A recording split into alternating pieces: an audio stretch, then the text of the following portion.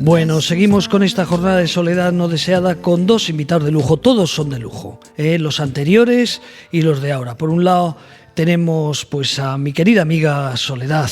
Soledad trabaja en ayuda a domicilio de la asociación Asispa. Entonces Soledad Palos pues es una persona que nos va a hablar de un poco cómo trabajan ellos con la soledad y cómo trabajan con el ayuda a domicilio. Y por otro lado tenemos a Francisco Javier Jiménez Sainz, un buen amigo también. Él es el presidente de la asociación Sara Jiménez, que perdió a su hija por suicidio y sabe de lo que estamos hablando. Antes de hablar con los compañeros, pues quiero contar que este fin de semana pasado estuve en Requena, pues en la tercera jornada dedicada a los trastornos de alimentación, y me sorprendió, lo comentaré también si me acuerdo a lo largo del programa, lo hemos empezado al principio. Los trastornos de alimentación, para que nos hagamos la idea, producen un 20% de suicidios entre los jóvenes y personas mayores que sufren estos trastornos. Y un 80% de ellos, pues en un momento determinado, deciden o tienen ideas suicidas, un poco para que conozcamos la gravedad de esta situación. Bueno, decía que en Requena, en estas terceras jornadas, coincidiendo con el Día Mundial de la Lucha contra los Trastornos de Alimentación, que corresponde al 30 de noviembre, este sábado, pues pude saludar a una persona que ya la entrevistamos en su día, que es Ángeles García, tía de una jovencita, Ángela Pozuelo, que un día pues decidió quitarse la vida. Ella sufría trastorno de alimentación, una chica que podía ser fea o podía ser guapa, pero es que además, para que los oyentes se hagan la idea y las personas que están aquí, era una persona guapísima, una persona inteligente, compositora, cantante. Vamos a escuchar una canción de ella y luego explico. Puedo dar las gracias al momento, justo ahora en el que me encuentro. He cerrado ventanas que no daban al mar, viejas melodías que no pude renombrar. Iba renaciendo mi amor en mí, que suave me acarician las ganas de vivir. ¿Dónde están ahora los temores que aprendí? Si mi ser adora esta luz que hay aquí, ya me despedí, ya no estaré de más, quizá no hay vuelta atrás, si este es el momento de empezar.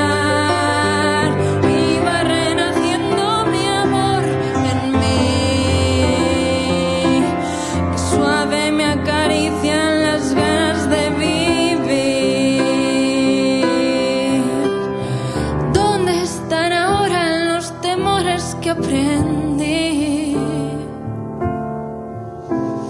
si mi ser adora esta luz que hay aquí, almacenadas de reserva experiencias bajo el nombre de poder hoy vuela.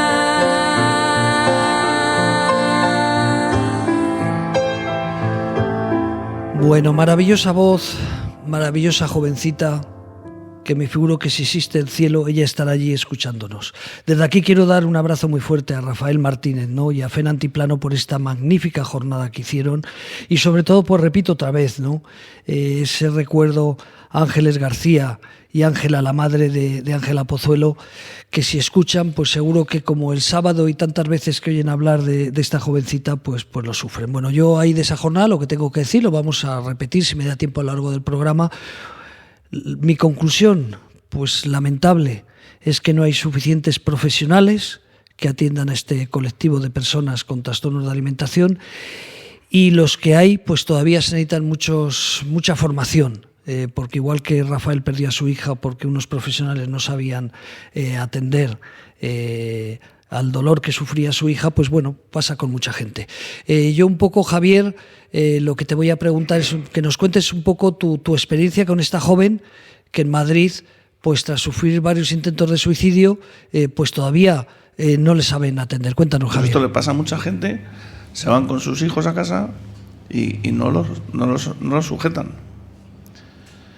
Entonces, cuando me dijo José Manuel el otro día si venía, digo, pues claro, esto hay que contarlo, porque es lo que está pasando. Y a mí no me vale el que, no, es que están llenos. Bueno, pues si están llenos, hagamos algo. Tenemos el Zendal, que para el COVID se hizo deprisa corriendo, está vacío. Pues vamos a dedicar un hospital a infanto juvenil y meterlos todos con terapias buenas. No, es que estamos desbordados. Porque luego si hablas con todos los profesionales y todos lo reconocen, que no saben qué está pasando, pero no se hace nada.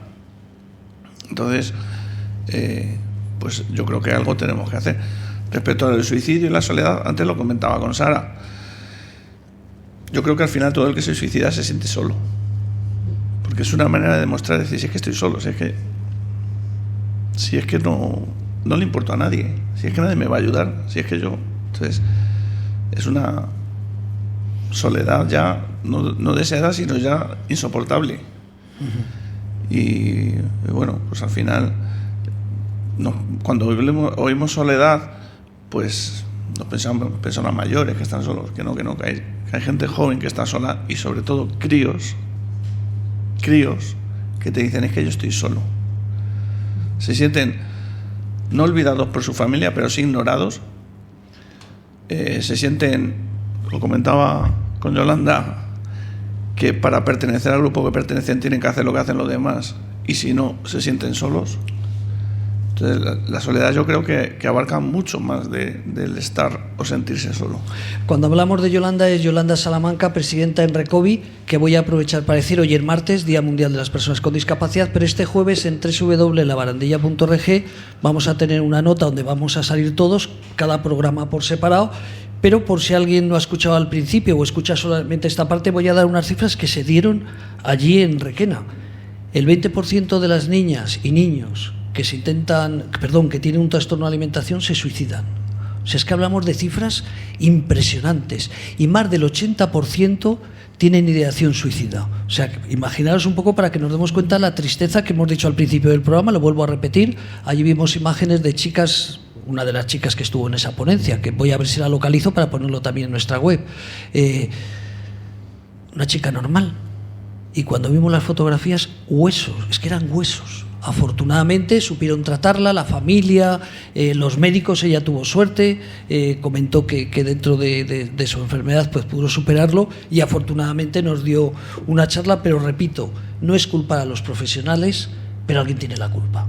Que entre a un hospital, que les atiendan 2 o 3 días, como lo que acabas de comentar esa persona que fue a la asociación Sara Jiménez, y que al mes vuelva otra vez a intentarlo, y que cada día entren 2 o 3 horas o que estén 2 o 3 días y que las suelten porque consideren que no se puede hacer nada por ellos, pues bueno, ese era un poco el tema de esta denuncia, Javier. ¿No te importa quedarte así escuchamos a Soledad? No. Pues Soledad, como hablamos... Además, ¿qué nombre tienes? Soledad Palos, ya. Vaya apropiado. Muy apropiado. Ahora sí. Que me doy cuenta, cuando llamé a Sispa, no sé si viniste tú porque tenías un nombre apropiado o el por qué. Soledad Palos, hablar de soledad no deseada. Bueno, pues cuéntanos. Ya quedamos muy pocas, la verdad, sí. Pocas. Bueno, pues cuéntanos un poco. Repito, que igual que Asispa hay otras entidades más pequeñas, puede haber más grandes, pero lo que veis en las entidades sociales, lo que veis ayudando a estas personas que asistís a sus domicilios. Cuéntanos tu experiencia, ¿no? Donde atendéis a miles de personas, por tanto eres un referente que sabes de qué estamos hablando. Soledad, tuyo es el micrófono, cuéntanos un poquito tu experiencia y cómo trabajáis. Pues mira, pues mi experiencia, yo llevo 28 años trabajando en el servicio de ayuda a domicilio en Asispa, y cuando empecé a trabajar como coordinadora, te estoy hablando del año 96, no se hablaba sobre soledad no deseada, y realmente es un concepto o es una que hemos empezado a hablar, sobre todo yo creo que de pandemia para acá, o justo un año o 2 años antes de pandemia, ¿no? Pero es es realmente una situación de la que se ha empezado a hablar muy recientemente. Claro, cuando yo hablo de este tema con el personal auxiliar o con coordinación, una de las cosas que vemos es que probablemente este sentimiento de soledad no deseada o esta situación viene provocado por un estilo de sociedad que hemos decidido vivir. Probablemente hace 30 años las comunidades vivíamos muy de cara al exterior. En Madrid, el barrio de Lavapiés, donde eran las corralas, donde se vivía muy en la calle. En los pueblos se vivía muy en la calle, donde la interacción entre vecinos, amigos, familiares, las puertas estaban abiertas, se entraba, se salía, y todo lo comunitario era lo normal. ¿Qué ha pasado? Que hemos decidido adoptar un estilo de vida basado fundamentalmente en que el recluirnos en nuestro hogar, donde nuestro hogar sea confortable, donde tengamos nuestra tele, donde tengamos un acceso a un montón de recursos a mano de móvil, donde entramos y salimos de nuestra vivienda sin apenas tener ningún tipo de relación con nuestros vecinos. No conocemos a quien vive arriba o abajo o al lado. Entonces, bueno, eso, perdona, si hablas de un entorno de Madrid con edificios, eso, pero ¿cuántas ciudades alrededor han surgido ahora que son viviendas unifamiliares? Que ya no es que le debas al vecino, es que no ves a nadie porque no tienes a nadie.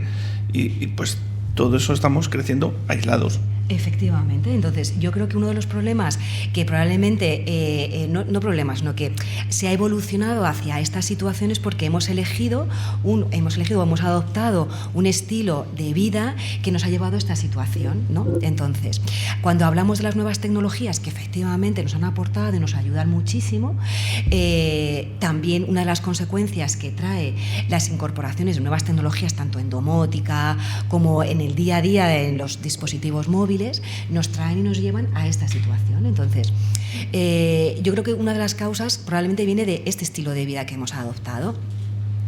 ¿Qué sucede? Que antes probablemente no hablábamos de estos conceptos, ahora sí que hablamos, y sí que es verdad que desde Asispa se ha tomado muchísima conciencia en esta realidad y hemos intentado tratar de descubrir y de identificar a personas con las que estamos trabajando y que estamos atendiendo que se pueden encontrar en ese tipo de situación. ¿Qué sucede? Que no es fácil de identificar, porque la soledad es algo tan sumamente diferente, subjetivo y dinámico, como comentaban las psicólogas de la mesa anterior, que alguien puede vivir acompañado de una estupenda familia que veamos desde fuera, que parece perfecta, pero realmente esa persona se siente sola. Pues porque no solamente es la sensación o la necesidad de estar compartiendo una vivienda para no sentirte solo, sino que las relaciones que tú puedas establecer con las personas de tu alrededor sean realmente para ti satisfactorias. Esa es un poco la clave, ¿no? En poder identificar quién se siente solo y quién no. No solamente el que vivas o no acompañado de gente, ¿no? De personas a tu alrededor. Entonces, la diferencia de esto sería que identificamos por aislamiento social, que sería como mucho más objetivo aquella persona que realmente vive sola y no tiene ningún tipo de relación social alrededor, a las personas en situación de soledad no deseada, que ya os digo, no tiene por qué ser que vivan solas. ¿Vale? Entonces, ¿qué damos, por ejemplo, se imparte mucha formación en nuestra entidad a raíz de este tema? ¿Qué es lo que tratamos de trasladar a nuestro personal? La necesidad de establecer vínculo con la persona a la que vamos a atender. Esto es importantísimo porque en los vínculos, a nivel de establecimiento de profesionalidad, te va a dar la facilidad para poder establecer una conexión especial. Te da la posibilidad de escucha, te da la posibilidad de respeto y te da la posibilidad de confianza. Y es un instrumento vital para poder acceder a que la persona te pueda decir y reconocer en qué estado de soledad se puede encontrar. Hay muchos prejuicios en torno a la soledad, entonces que alguien te venga directamente y te diga es que yo me siento solo o es que yo me siento sola, es muy difícil, fundamentalmente porque hay mucho prejuicio y mucho estereotipo. ¿Cómo puede ser que te sientas sola si tienes una familia estupenda?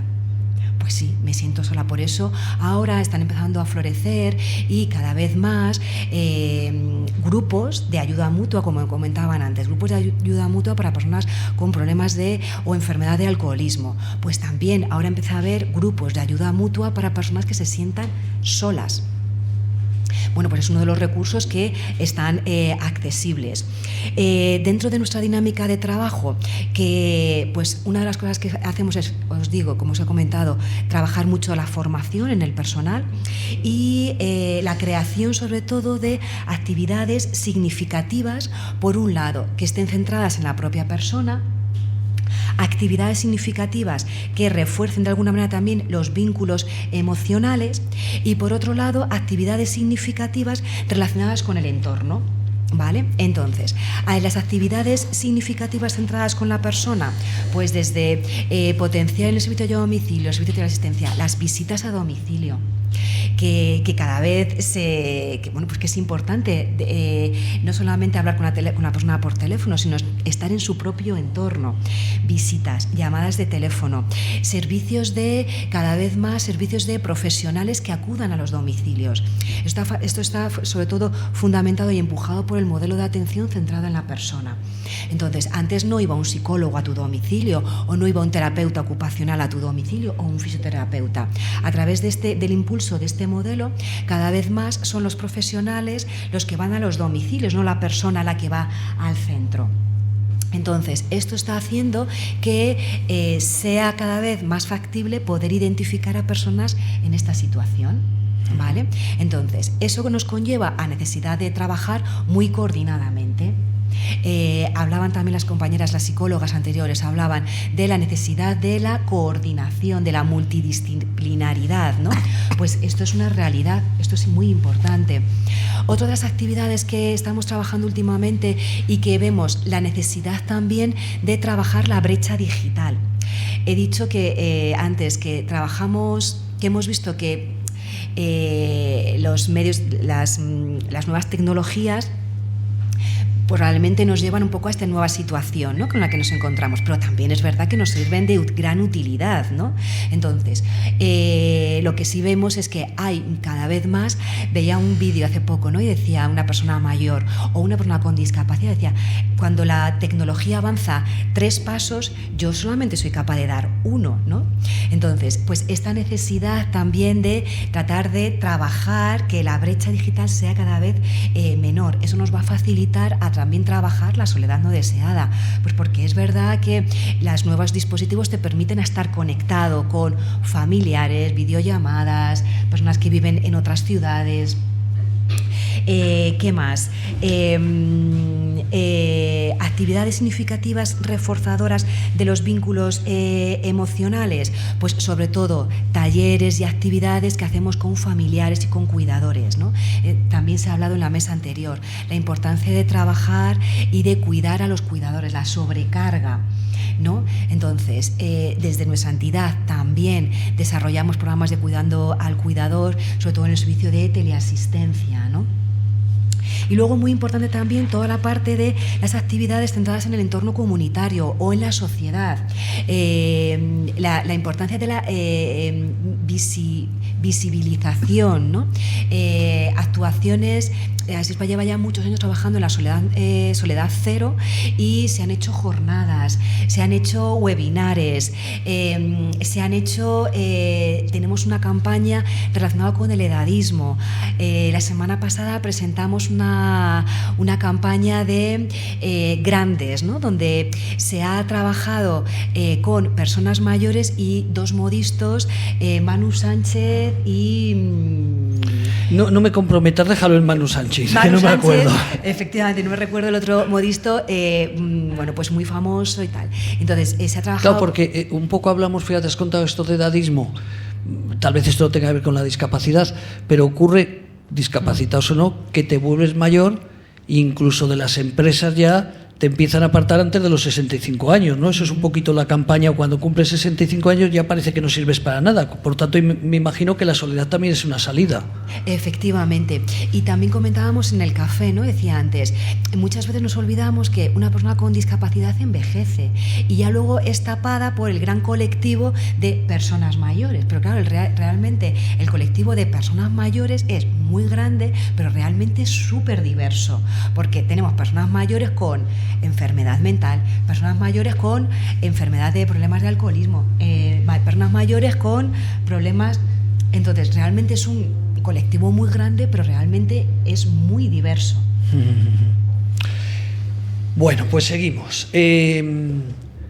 Javier, tú que vas a los colegios, has comentado los niños que tienen soledad. ¿Eso es así? Sí. Porque claro, hablamos soledad, tienes que tener una discapacidad, pero me llama la atención cuando habléis que los jóvenes sienten soledad. Sí. Tenemos teléfonos, tenemos muchas cosas en común. ¿A qué achacas esta soledad? Pero es lo que decimos, que puedes estar rodeado de gente y tener todas las tecnologías, pero sentirte solo. Y hay chavales que te dicen, es que yo me siento solo. Y tienen todo, tienen sus amigos, tienen sus teléfonos, tienen sus ordenadores, pero se sienten solos. Hay estudios, ¿no?, que vienen a decir que cuando hay un cambio vital importante en tu vida, pues cuando pasas de la infancia a la adolescencia, ¿no?, es uno de los picos donde hay mayores tasas de soledad. Cuando pasas, por ejemplo, después de tu vida adulta y pasas al proceso de jubilación, ¿no?, que también es un cambio importante, también ahí hay un paso y es donde se dan los picos donde hay más personas que se puedan sentir solas, ¿no? Entonces, realmente, y luego también hay una realidad, y es que la soledad es algo que probablemente todos hayamos sentido a lo largo de nuestra vida, pues porque la vida también conlleva muchas pérdidas.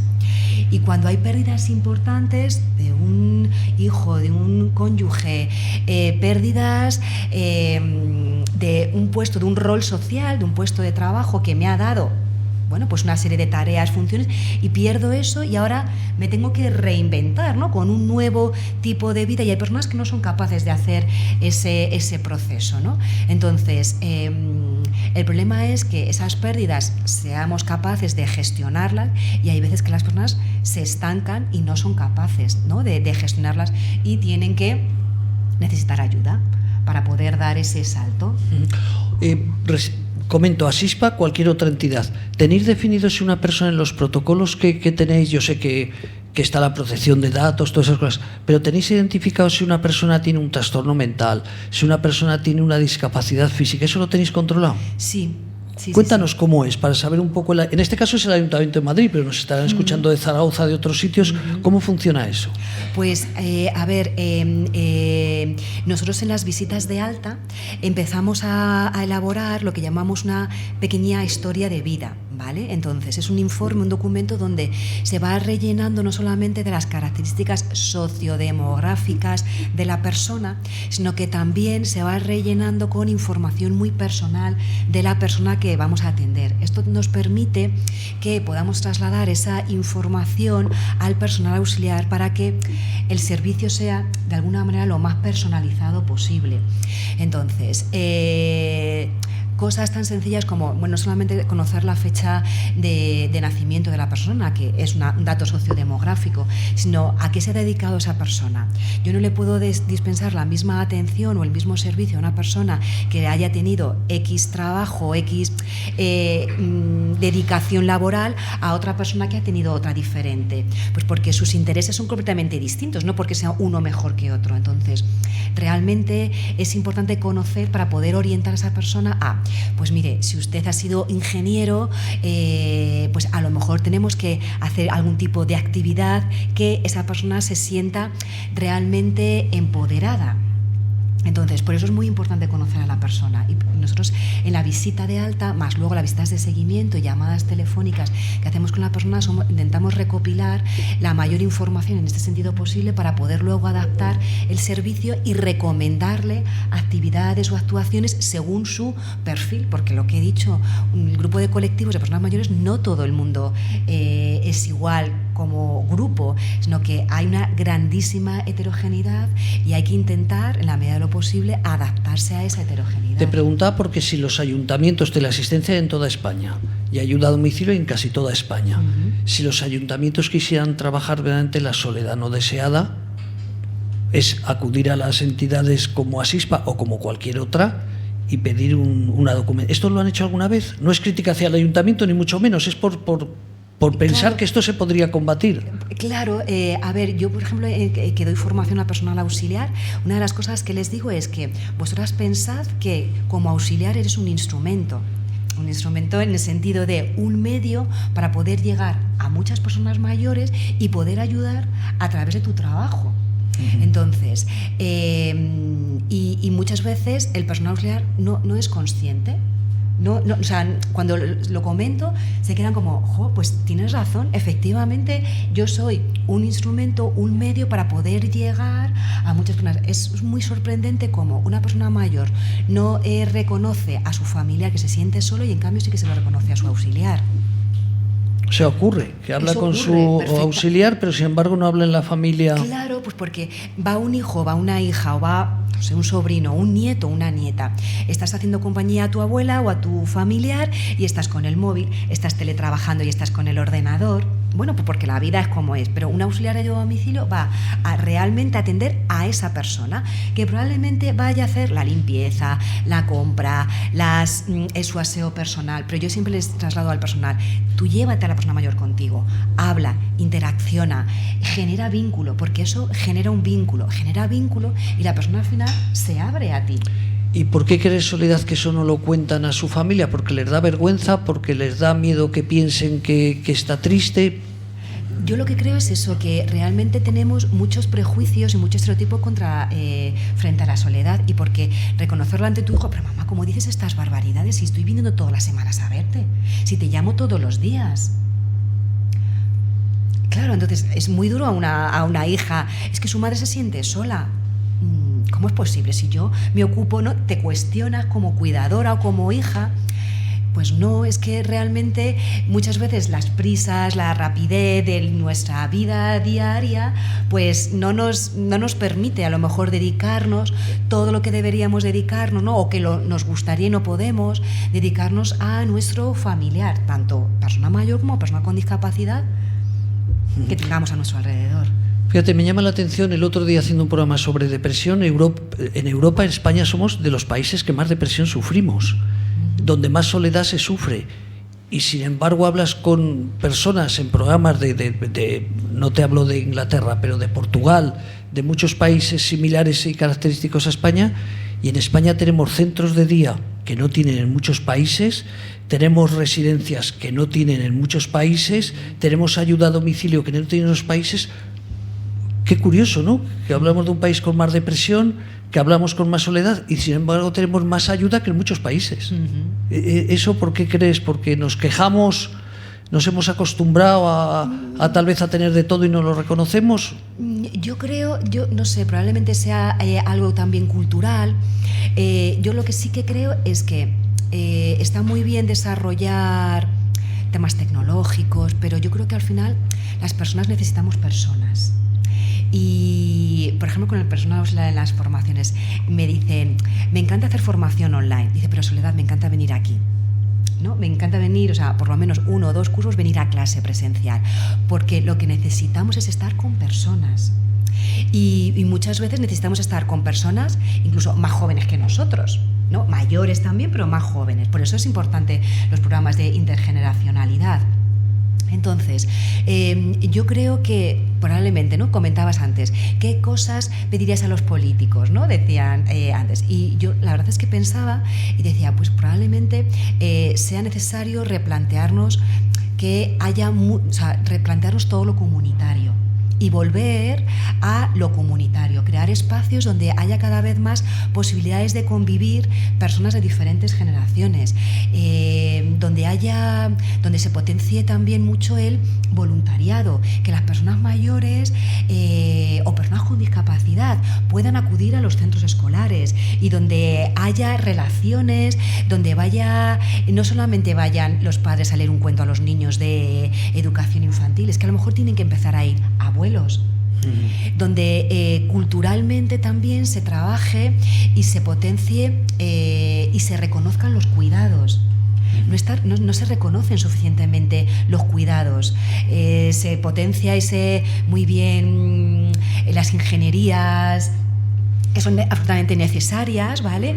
Pero y se habla de la Luna y se habla de Marte y se habla del espacio, fenomenal, y de las tecnologías de la comunicación, pero no se habla de lo importante de los cuidados, y es que el futuro va a pasar por tener una sociedad muy orientada hacia los cuidados, porque los datos demográficos están ahí, en 2050 vamos a ser muchísimas personas mayores.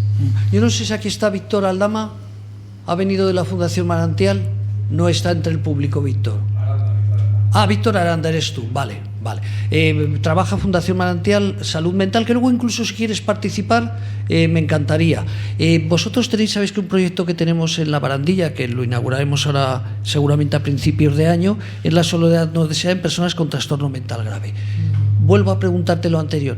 ¿Vosotros en Asispa tenéis definidos las personas con trastorno mental, por ejemplo? Sí. ¿O si van en silla de ruedas? Por eso que te comentaba antes al principio, por volver a remarcar, ¿no?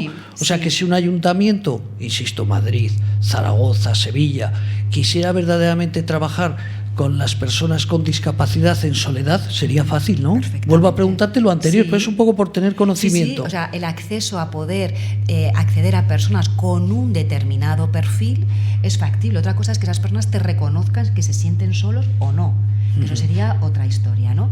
Pero el poder acceder a personas que están en silla de ruedas o personas con un tipo de trastorno de enfermedad mental, claro que sí. ¿Llegáis a tener alguna persona sorda? Sí. ¿Y cómo hacéis con ellos? ¿Tienen lucecitas en las puertas cuando vais a ver? Cuéntanos, ¿cómo trabajáis con una persona sorda? Ahora la domótica te permite, lo que se llaman toda la parte de soportes técnicos ha evolucionado muchísimo. Y entonces, claro que sí, las personas sordas de hecho las personas sordas conducen. Quiero decir, no es... o sea, que no son personas absolutamente recluidas en su domicilio. No. Las personas sordas hacen una vida... Además es que yo no me voy a atrever, no sé si decirlo, pero cada vez hay menos personas sordas porque desde muy pequeños se están potenciando los implantes cocleares, ¿no? Y de hecho hablan, ¿no?, un poco de esa pérdida, ¿no?, del lenguaje, de lengua de signos y tal. Entonces, o sea, pasa como los ciegos, cada vez hay menos ciegos, afortunadamente ya hay más operaciones, ya hay la mácula, todo se está investigando más. Claro, porque la medicina no es una de las cosas por las que envejecemos más, sino porque efectivamente va evolucionando junto con un estilo y calidad de vida, y justo en España que hay una alimentación mediterránea, sol, luz, te permite todo ello a poder alargar tu vida, ¿no? Entonces, sí. Hablamos del implante coclear, aprovechamos que a lo mejor alguno de los oyentes de los que están aquí o los que están a través de la radio, ¿el implante coclear qué es? Yo lo sé, pero te digo, si no lo quieres definir tú. Perdón, bueno, pues nos dieron un premio en el 2018 a la Asociación La Barandilla, precisamente la Federación Española de Implante Coclear, por la visibilidad que damos a esta nueva tecnología que a personas sordas les permite, como cualquiera de nosotros, poder escuchar una conversación y hablar. Claro, nada, es un aparatito que se instala dentro del sistema auditivo y conecta, no sé definirlo tecnológicamente, ¿no?, y científicamente, ¿no?, pero conecta una serie de tubitos en el sistema auditivo que tenemos y permite a la persona escuchar. Entonces, claro, es un avance importante porque, bueno, te permite tener una vida completamente normal, por supuesto. Afortunadamente ahora, pero hace poquitos años, hablo de hace 4 o 5 años, había una gran lucha entre la Confederación Nacional de Sordos y el implante coclear. Lo sé. Porque los sordos querían ser sordos, ¿no? Exacto, exacto. A veces es una cosa curiosa para el que no lo conoce, Y pero de había hecho una hay como, lucha... como una lucha entre los que son sordos auténticos, ¿no? Auténticos en el sentido de... Porque son las personas que utilizan el lenguaje de signos, ¿no? Y claro, hay muchas de los niños que se pone este tipo de implante, ¿no? De personas ya no necesitan aprender lengua de signos porque, bueno, escuchan. Fíjate una cosa curiosa, otra profesión también de capa caída. Los Sí. intérpretes de la lengua de signos, Sí, aprovechamos para efectivamente. decirlo, porque es así. Claro, Cada vez efectivamente. la gente Es una- utiliza el implante coclear más barato porque es carísimo. Si tú tienes que pagar de tu bolsillo, creo que estamos hablando de 30.000 euros, pero ahora la Seguridad Social en España ya está ayudando. Pero, por ejemplo, la lengua de signos, lamentablemente, Irá- día internacional, pero hay un día internacional de la lengua de signos, ¿no? Pero, y España también, es muy importante la lengua de signos en España. Pero me estoy dando cuenta que acabamos de decir esa pequeña clave, que cada vez hay menos sordos. Luego es una profesión de el capa futuro, caída, muy efectivamente. digna y muy necesaria, porque una Totalmente. persona sorda necesita un intérprete cuando va a un tema médico, cuando va a un papeleo con la administración, pero sin embargo eso es una realidad. Efectivamente, efectivamente. Pues hay que es verdad que las personas sordas han desarrollado una capacidad no solamente de signar, ¿no? Sino también de leer los labios. Entonces, bueno, pues muchas de esas personas luego cuando van a citas y tal son capaces de... El problema que tienen es ellos comunicarse, ¿no? con la persona o con el médico o con el especialista. Pero sí, pero claro, va en desuso, efectivamente. Bueno, pues ya terminamos esta parte, nos queda la última, que vamos a poner un poquito de música, sencillamente 5 minutos, y darte las gracias, Soledad, por venir Ya en quedamos este día a pocas. hablar de soledad. Nadie ya pone a sus hijas Soledad. ¿Eres de No, no, pueblo? no. ¿Eres de pueblo? Sí, Ah, claro. vale, no, era por preguntar. Sí, sí, sí, Vicenta, sí, sí, Soledad, sí. o sea, esos nombres de pueblo, ¿no? Sí, yo me llamo como mi madre. Ah, tenías claro. Entonces, sí, en casa, pues claro, Sole es un nombre muy común, ¿no? Pero sí, pero ya no está de moda este nombre. O sea, nos pasa como las personas de intérpretes de lengua de signos, ¿no? Que estamos en desuso. Bueno, Javier, sé que te vas para Sevilla, Sí. con lo cual pues aprovechamos para despedirte y darte las gracias por venir aquí y denunciar que tenemos que dar mucha vara con los trastornos de conducta alimentaria. Pues Javier, Soledad, muchísimas gracias. Muchas gracias. A ti, José Un Manuel. poquito de música y mira, ya ha venido el ciego. Y seguimos ya en 5 minutos con Ricardo Gayol y con el compañero de la Fundación Manantial, que ya que está aquí, que nos hablemos también de discapacidad y salud mental. Ahora mismo volvemos.